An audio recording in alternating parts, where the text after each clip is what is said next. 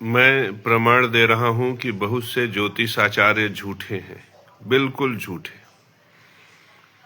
आज मैं बता रहा हूं, राहु वायु तत्व का ग्रह है, अशुद्ध वायु। माने जो श्वास हम नाक से बाहर छोड़ते हैं उसका संचालन राहु करता है।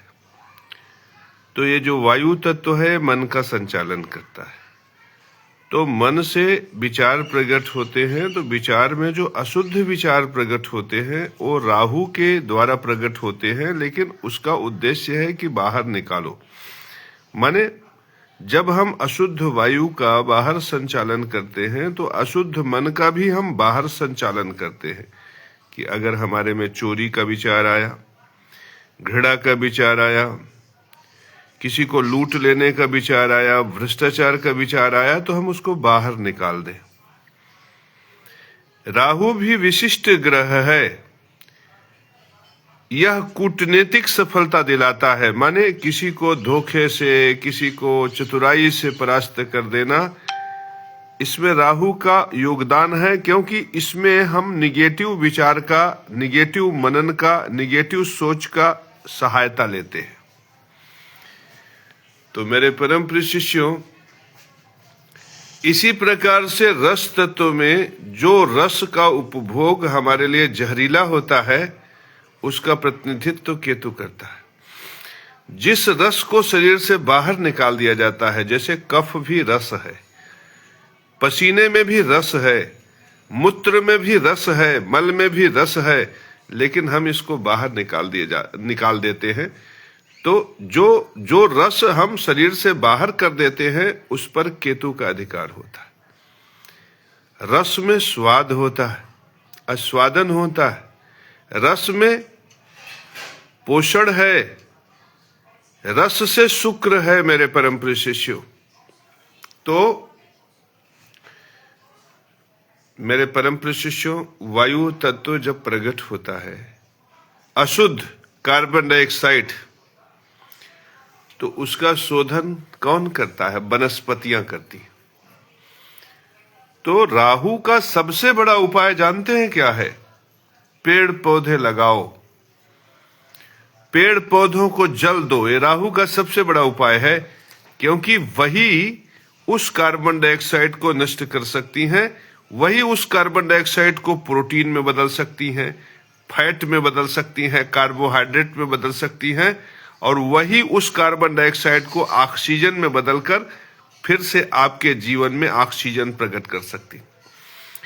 तो अगर आपके हस्तरेखा या मस्तक रेखा पे राहु अधिक है तो आपके जीवन में कार्बन डाइऑक्साइड अधिक होगा, तो घुटन ज्यादा होगा, तो गरीबी ज्यादा होगी, तो बेरोजगारी ज्यादा होगी। क्योंकि शनि राज्य और लाभ देता है। तो शनि से ठीक विपरीत प्रकृति वाला राहु आपके राज्य को नष्ट करेगा, लाभ को नष्ट करेगा। तो राज्य और लाभ प्राप्त करने के लिए फिर आपको क्या करना पड़ेगा? मेहनत करना पड़ेगा, मजदूरी करना पड़ेगा। मेहनत मजदूरी से संसार का निर्माण होता है, और निर्माण कार्य मजदूर का है। मजदूर कौन है? शनि है। तो जब राहु की प्रतिभा विकलता प्रदान करती है तो आप मजदूर बन के जब शनि के भाव को ग्रहण करते हो तो राज्य प्राप्त होता। इस प्रकार से मजदूर बनना, ड्राइवर बनना, मेडिकल रिप्रेजेंटेटिव बनना, कहीं पे खलासी बनना, कहीं पे स्वीपर बनना, कहीं किसी के यहाँ नौकरी करना, कहीं किसी के यहाँ कुक बनना, कहीं पे वेल्डर बनना, कहीं पे डोर विंडो बनाना, इस प्रकार से जब जीवन आप व्यतीत करते हो तो उसी राहु के बढ़े हुए प्रभाव को शनि के साथ मेल करके, शनि के साथ उपभोग करके उसे हम कार्बन डाइऑक्साइड को ऑक्सीजन में बदल लेते हैं। मेरे परम प्रिय शिष्यों, बिना शनि के प्रभाव के हम कार्बन डाइऑक्साइड को ऑक्सीजन में पलट नहीं सकते। तो इससे सरल तरीका क्या है? हम बिल्डर हो जाते हैं, हम मजदूर हो जाते हैं, हम किसान हो जाते। इससे सरल क्या है? इससे सरल है कि अगर हम स्वतंत्र रूप से वृक्षों में जल दें, वृक्षारोपण करें, तो हमारे जीवन का जितना कार्बन डाइऑक्साइड है हमारे ही द्वारा प्रकट उन वृक्षारोपण के अनुपात में उसमें जाकर ऑक्सीजन में पलट जाएगा। तो इस प्रकार से हम अपने कार्बन डाइऑक्साइड जो बढ़ा हुआ स्वरूप है हमारे जीवन में, जो हमें लेबर क्लास की तरफ, मजदूर क्लास की तरफ धकेल रहा है, उसको हम शांत कर लेते हैं। तो शनि, अगर मात्रा शनि की बढ़ जाए तो ऑक्सीजन की प्रचुरता होती है, और जब ऑक्सीजन की प्रचुरता होती है तो ऑक्सीजन है लाभ, ऑक्सीजन है राज। जैसे अगर मुझे यहां बैठे बैठाए पैसा मिल गया तो इसका मतलब हमारा शनि प्रचंड है। अगर हम बैठे बैठाए भोजन प्राप्त कर ले रहे हैं तो इसका मतलब जीवन में घुटन कम है। अगर हमारे सारे काम में, मकान निर्माण, मंदिर निर्माण के काम सरलता से हो रहे हैं तो इसका मतलब हमारा शनि प्रचंड है, हमारे जीवन में राहु की कमी है। राहु शांत है, लेकिन राहु और शनि को अनुपात में होना चाहिए। तो मेरे परम प्रिय शिष्यों, फिर राहु कहां शुद्ध होगा? वृक्ष वनस्पतियों में। वृक्ष वनस्पतियों में जाएगा राहु तो प्रोटीन, फैट, कार्बोहाइड्रेट बना देगा। तो वृक्ष वनस्पतियों में जाने के लिए हमें मजदूर बनना पड़ेगा।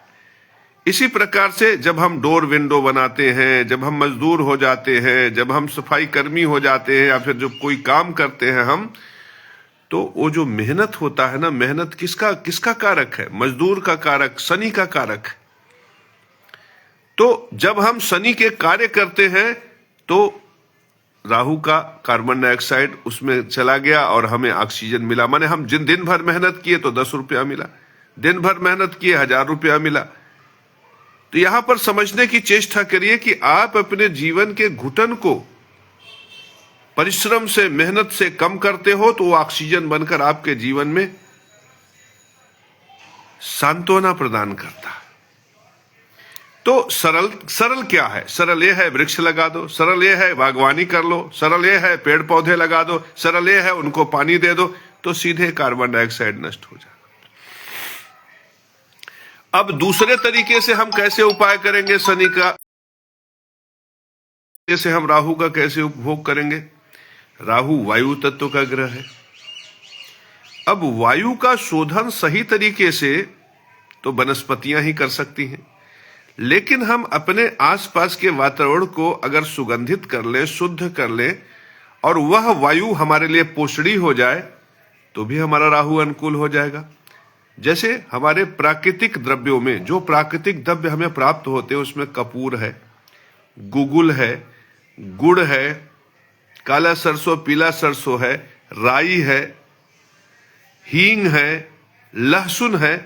ये सब ऐसे सुगंधित द्रव्य हैं जिनका सुगंध प्राकृतिक होता है और ये प्रकृति को पोषित करते हैं। तो अगर हमारा राहु बहुत खराब है तो हम घर में गुड़, गुगुल, कपूर ऐसा जला सकते हैं। कपूर की शोधी शोधी खुशबू प्राप्त करने के लिए लाल कपड़े में कपूर को लपेट कर अपने जेब में रख सकते हैं।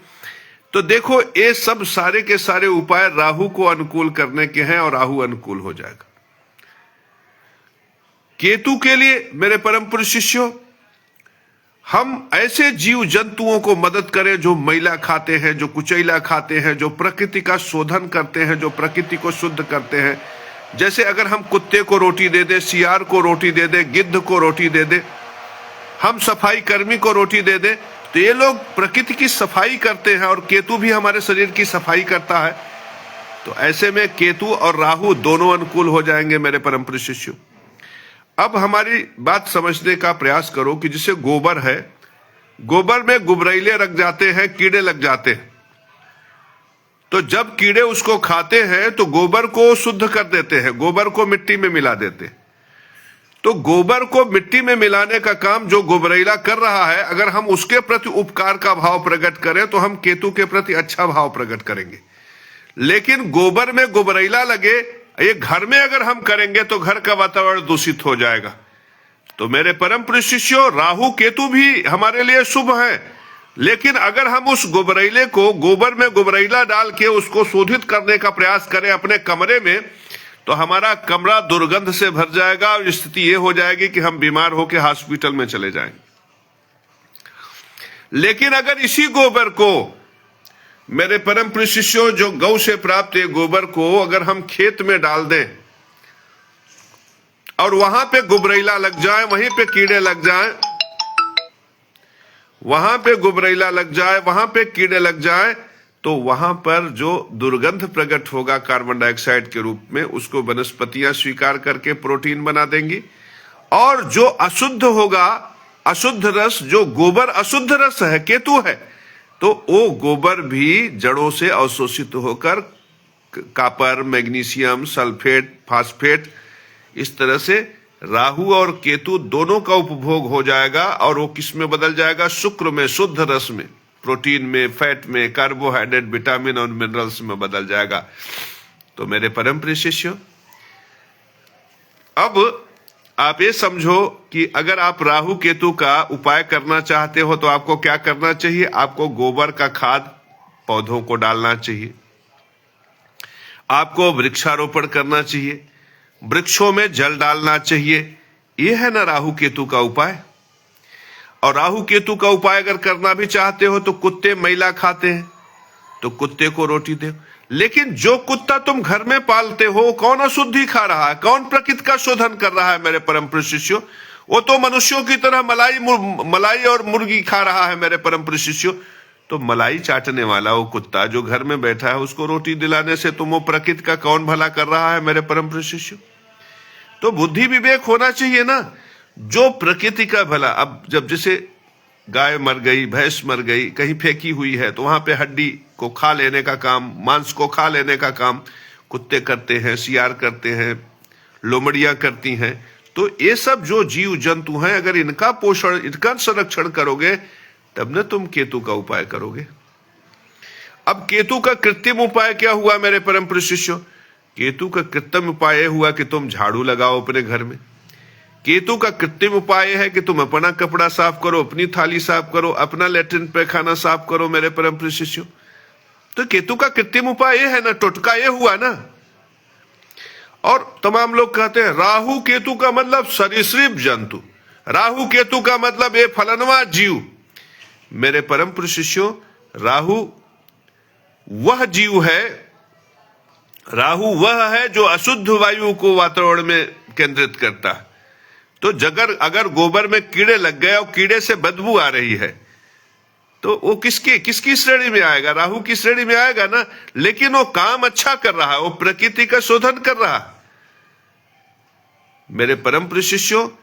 इस तरह से ज्यादातर केसेस में जहां पे राहु का प्रभाव होता है, वहां केतु। जैसे तुम गंदे हो, तुम नाली में लोट लो, तो नाली में लोट लिया तो जो कीचड़ तुम्हारे शरीर में लगा वो केतु का प्रतिनिधित्व कर रहा, लेकिन उससे जो बदबू आ रही है वो राहु का प्रतिनिधित्व कर रहा। तो राहु और केतु का प्रतिनिधि हम किसे मानेंगे? तुमको मानेंगे। तो कुत्ता जो मांस खा कर आ रहा है, उसका मुंह गंधा रहा है, तो ऐसे में हम कुत्ते को अगर रोटी दे रहे हैं तो राहु को भी सपोर्ट कर रहे हैं और केतु को भी सपोर्ट कर रहे हैं। उस कुत्ते ने एक अच्छा काम किया है कि तुम, बछड़ा मर गया था, तुमने उसे जो है एक पार्क में फेंक आए, वो तो शुक्र करो कि इन कुत्तों की, इन सियारों की, कि वे खा गए। अगर न खाए होते तो उससे कितनी बदबू होती, छोटे छोटे कीड़े लगते। वो कीड़े भी राहु केतु का प्रतिनिधित्व करते हैं, वो गोबरैला भी राहु केतु का प्रतिनिधित्व करता। लेकिन कोई कहे गिरगिट राहु केतु का प्रतिनिधित्व करता है, तो गिरगिट कैसे प्रतिनिधित्व करता है? वो कौन शुद्ध करता है, कौन अशुद्ध का शोधन करता है? गिरगिट तो सीधे सीधे जीव जंतुओं को खाता है ना मेरे परम प्रिय शिष्यों। तो आप जब ग्रह की प्रकृति को स्पष्टता से समझोगे तो अपने आप समझ में आएगा चीजें मेरे परम प्रिय शिष्यों। जैसे घरेलू छिपकली है, और घर में ऐसी बैक्टीरिया, ऐसे जीव, ऐसे छोटे छोटे कण जो रोग बीमारी पैदा करते हैं, अगर उसको खाने लगे, तब वो छिपकली राहु केतु का प्रतिनिधि माना जाएगी। तो राहु केतु का उपाय क्या है? अब विस्तार से देखो तो कुत्ते को रोटी देना, सूअर को रोटी देना, ऐसा प्राकृतिक वातावरण पैदा करो कि जो जीव सफाई कर्मी है, जैसे सियार है, जैसे लोमड़ी है, जो प्राकृतिक, जैसे हड्डी खा लें, मांस खा लें, मरे हुए जीवों को खा लें, स्कैवेंजर्स जितने हैं, स्कैवेंजर्स माने सफाई कर्मी, माने जो मरे हुए जंतुओं, जीव जंतुओं को खाते हैं, तो वे सब के सब यहाँ पे राहु केतु का प्रतिनिधि हैं। तो अगर हम जंगल को बेहतर करें कि उसमें ऐसे जीव जंतु हों जो सबकी सफाई करें, हम प्रकृति को ऐसा रखें कि उसमें उतने कुत्ते हों जो अपमार्जक डिटर्जेंट जितने हैं उनको नष्ट करते रहें। तो इस प्रकार से जब हम व्यवस्था करते हैं तब हम राहु को सपोर्ट करते हैं। चूंकि हम राहु केतु का उपाय इन जेन्युइन नहीं करते, तो जब राहु खराब होता है तो हम कहते हैं गुलाब जल लगा लो चेहरे पर, गुलाब जल महकेगा, तो वो महक ओरिजिनल होता, वो महक ओरिजिनल होता। घर में गूगल जला लो तो गूगल जलाने से जो महक होता है ओरिजिनल होता। घर में गुड़ गूगल कपूर और हल्दी जला लो, उसका महक ओरिजिनल होता। तो जब प्राकृतिक सुगंध घर में आता है तो प्राकृतिक सुगंध राहु को अनुकूल कर देता। तो राहु केतु का उपाय करने के लिए आपको घर में झाड़ू लगाना पड़ेगा, अपना कपड़ा खुद साफ करना पड़ेगा, अपनी थाली खुद साफ करनी पड़ेगी। ये जो कृत्रिम डीओ होता है ना, कृत्रिम डीओ जो आप अपने शर्ट पे फुसफुस करके मार लेते हैं, उसको अगर तुम खा लो तो तुम मर जाओ, इसका मतलब वो जहर है। लेकिन गुगुल औषधि है, लेकिन कपूर औषधि है। तो अगर आपके घर में कपूर का महक है, गुगुल का महक है, गुलाब का महक है, चमेली का महक है ओरिजिनल, तो इसका मतलब आपके घर का राहु भी समाप्त, केतु भी समाप्त, आप उन्नति पे जाएंगे। लेकिन अगर आपका मान लो राहु खराब है और किसी ने कहा कि डीओ लगा लो, एरोमा लगा लो, तो आपने जितना फुस फुस मारा उतना तो आपने जहर लिया ना, तो जहर ने राहु को और बढ़ा दिया। राहु कार्बन डाइऑक्साइड है, तो जो पानी आप पीते हैं ना उसमें H2O होता, लेकिन उस पानी को बोतल में डालकर उसको बार बार जब घुमाते हैं और वायु से क्रिया कराते हैं तो उसका जो जल होता है वो कार्बन डाइऑक्साइड में बदल जाता। तो उसमें कुछ H2O होता है, कुछ कार्बोनिक एसिड बन जाता। तो जब जल कार्बन डाइऑक्साइड से युक्त हो जाता है तब उसे कोको कोला कोक बोलते हैं। तो कभी भी वो लड़के जो कोको कोला पीते हैं उनका मन ज्यादा विचलित होता है, क्योंकि राहु के पास भ्रम चिंता उन्माद है, तो वो कार्बन डाइऑक्साइड पीने लगे ना। तो जब कार्बन राहु को पीने लगे तो राहु भ्रम पैदा किया, चित्त में उन्माद पैदा किया। कभी भी आप नोटिस करो कि जो कोको कोला पीता है वो जल्दी शराब पीने लगता, क्योंकि राहु शराब की तरफ ले जाता। और शराब से ज्यादा पापाक्रांत करने वाला इस धरती पर कुछ भी नहीं है। मृत्यु से पहले मूर्छा आती है, मूर्छा जब बार बार आने लगे तो समझ लो मृत्यु सन्निकट है। और शराब पीने से क्या आती है? मूर्छा आती है, मूर्छा। तो शराबी की मौत बहुत जल्दी हो जाती। इस संसार में जितने भी शराबी हैं ज्यादातर 40 साल में मर जाते हैं, कुछ 60 साल में मर जाते हैं, कुछ 75 साल में मर जाते हैं। आपने कभी भी किसी भी शराबी को 100 साल तक जीते हुए नहीं देखा होगा। मेरे परम प्रिय शिष्यों, अगर कोई शराबी आपकी नजर में हो जो 100 साल जिया हो तो बताओ। तो शराब कभी भी शुक्र को नहीं बढ़ाता। कुछ स्त्रियां पॉडकास्ट में मैंने देखा ज्योतिषाचार्य बन के आई कि गुप्त अंगों पे शराब लगा लो तो बड़ा तेजी से उन्नति करोगे, थोड़ा सा शराब पी लो तो बहुत लग्जरी आ जाएगी तुम्हारे पास। ये सब की सब झूठी और बकवास बातें। गुप्त अंग पे शराब लगाने से आपका मन विकृत होगा और गलत तरीके से आप किसी के साथ दोस्ती यारी करेंगे, कहीं एड्स होगा तो कहीं आप किसी धोखे फरेब के शिकार हो जाओगे। शराब पियोगे तो निश्चित रूप से आपका शनि नष्ट होगा, आपका शुक्र नष्ट होगा। स्थिति क्या होगी? धन वैभव ऐश्वर्य नष्ट हो जाएगा, पत्नी साथ छोड़कर चली जाएगी।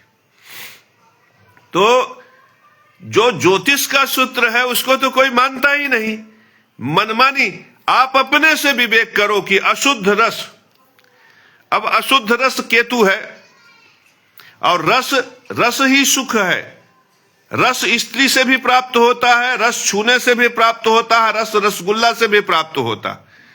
तो मेरे परम प्रिय शिष्यों, शुक्र शुद्ध है, केतु अशुद्ध है। जब हम खाना खाते हैं तो जो मल है, जो मूत्र है वो केतु है, और जो protein, fat, carbohydrate, vitamin, mineral है वो शुक्र है। लेकिन हम जब जिह्वा पे रखे तो केतु के रस ने भी हमें स्वाद दिया, जो मूत्र में जाना था उसने भी स्वाद दिया, जो मल में जाना था उसने भी स्वाद दिया, और जो प्रोटीन फैट बनकर हमारे शरीर का निर्माण करना था उसने भी स्वाद दिया।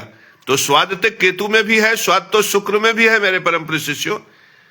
लेकिन जब तुम वैवाहिक संस्कार से अपने घर में पत्नी ले आते हो और पत्नी के साथ शारीरिक संबंध बनाते हो, तो वहां पर शुक्र की विशिष्टता होती है। वो शुक्र है, प्योर शुक्र है, और शुक्र धन भी है। तो इसका मतलब वो शुक्र बैंक बैलेंस को बढ़ाएगा, वो शुक्र चेहरे की सुंदरता को बढ़ाएगा, वो तुम्हारे घर के तेज, ऐश्वर्य, वैभव को बढ़ा देगा, और वह शुक्र आपके खजाने में नौलखा हार पैदा करेगा। लेकिन मेरे परम प्रिय शिष्यों, वही स्वाद आपको वेश्या से भी मिलेगा, लेकिन वेश्या में तो अशुद्ध है ना। वहां पे आपको एड्स मिल सकता है, शोरा मिल सकता है, सिफिलिस मिल सकता है, गनोरिया मिल सकता है, चांदी के रोग मिल सकते हैं, सोने के रोग मिल सकते हैं। मेरे परम प्रिय शिष्यों, अगर ये रोग मिल गए आपको, एड्स, शोरा, सिफिलिस हो गया, तो आपका धन, वैभव, ऐश्वर्य, सुख और स्वाद बिगड़ेगा कि नहीं बिगड़ेगा मेरे परम प्रिय शिष्यों? तो बाहर की स्त्री वेश्या का सेवन, मैला खाना हुआ कि नहीं हुआ, और अपने घर की स्त्री प्रोटीन, फैट, कार्बोहाइड्रेट हुई कि नहीं हुई मेरे परम प्रिय शिष्यों? समझने की चेष्टा करो।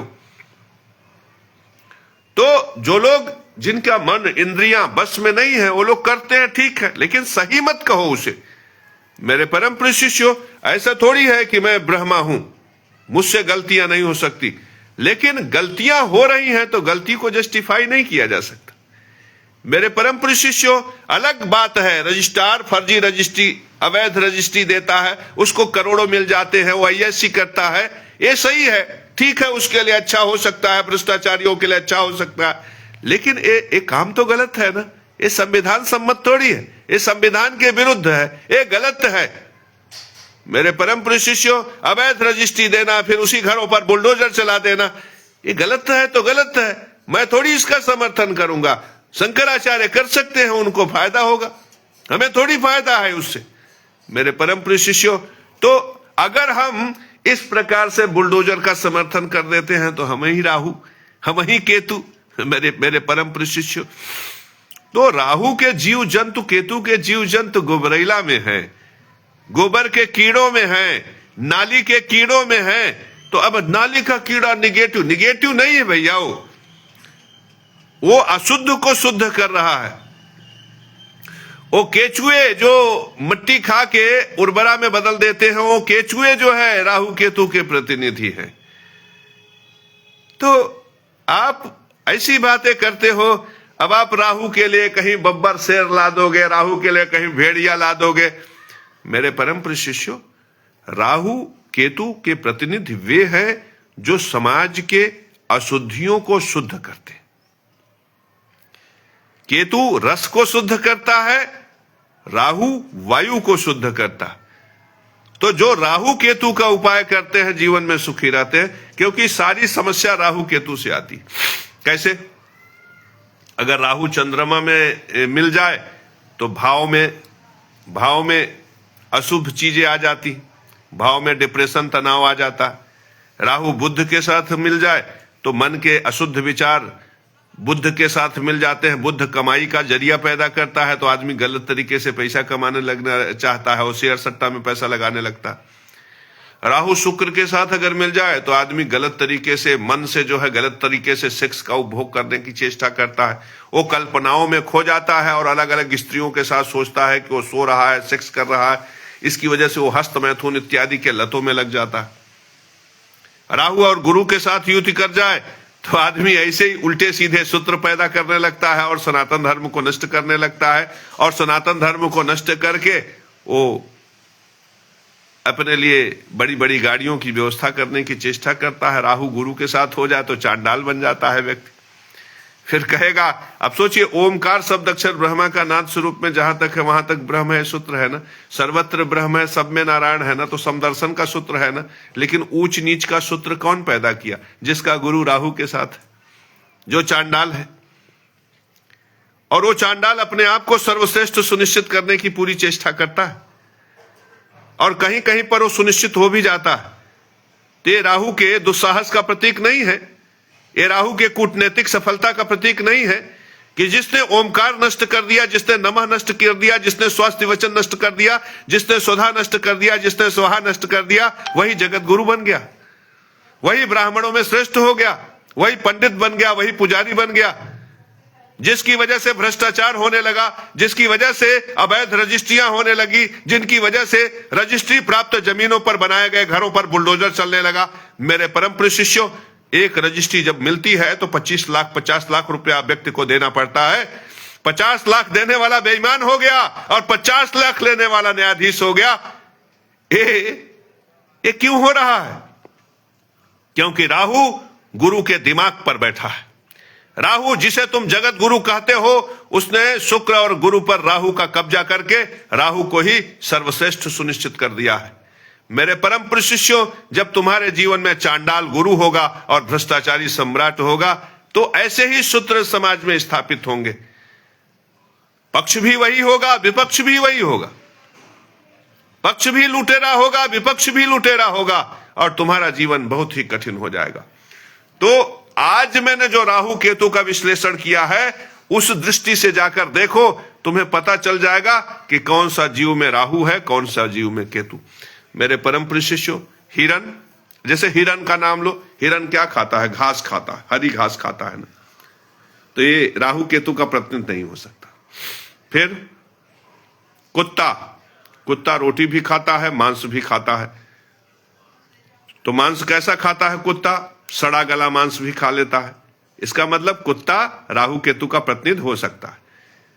गिद्ध, गिद्ध सड़ा गला मांस खा लेता है, गिद्ध प्रतिनिधि हो सकता है। लकड़बग्घा, लकड़बग्घा भी कभी कभी हड्डियां, मांस जो बचे हुए होते हैं, शेर इत्यादि खाए रहते हैं, उसको खा लेता है। इसका मतलब है राहु केतु का प्रतिनिधि हो सकता है।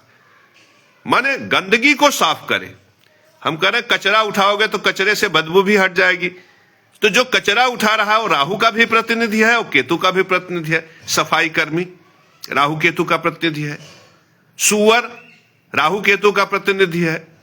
मेरे परम प्रिय शिष्यों, इसी तरह से जो अशुद्ध बैक्टीरिया वायरस को खा ले छोटे मोटे जीव, वो भी राहु केतु के प्रतिनिधि हैं। तो अब बुद्धि जगाओ। अगर कोई कह रहा है गिलहरी में राहु है, कोई कह रहा है हिरन में राहु है, कोई कहे बब्बर शेर में राहु है, शेर में राहु नहीं है। क्यों? क्योंकि शेर सड़ा हुआ मांस नहीं खाता। बात समझने की चेष्टा करो। चीता में राहु नहीं है। तो अगर कोई कहे कि गिरगिट में राहु है तो कैसे है बताओ? कोई कहे कि जो सरीसृप हैं उसमें राहु है, सांप में भी राहु नहीं है। अगर कोई कहे सांप में राहु है तो सांप में भी राहु नहीं।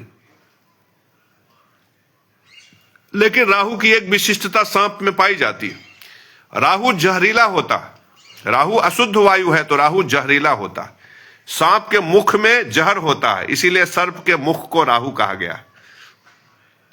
तो आप प्रकृति के सूत्रों से जब मिलाओगे तो आपको सीधे सीधे समझ में आ जाएगा।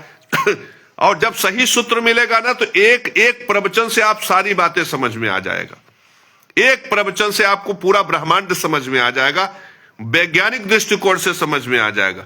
अब आपको कोई ज्योतिषाचार्य धोखा नहीं दे सकता। अब आपको कोई ज्योतिषाचार्य राहु केतु का गलत उपाय नहीं बता सकता, यदि आपने हमारा इस प्रवचन को देख लिया तो। मेरे परम प्रिय शिष्यों, आज इतना ही।